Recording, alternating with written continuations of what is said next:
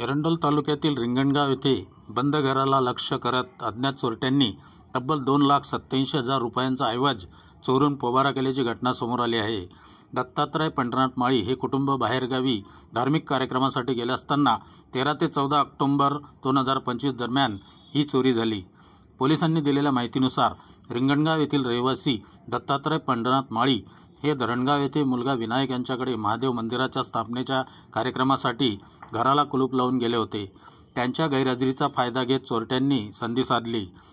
अज्ञात चोरट्यांनी त्यांच्या घराच्या मुख्य दरवाजाचे कुलूप तोडून आत प्रवेश केला।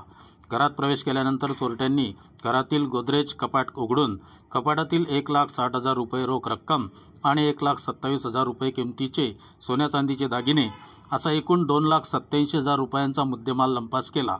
घटनेची माहिती मिळताच माळी यांनी तातडीने एरंडोल पोलीस स्टेशनमध्ये धाव घेतली। या घटनेसंदर्भात 15 ऑक्टोबर 2025 रोजी अज्ञात चोरट्यांच्या विरुद्ध गुन्हा दाखल करण्यात आलेला आहे।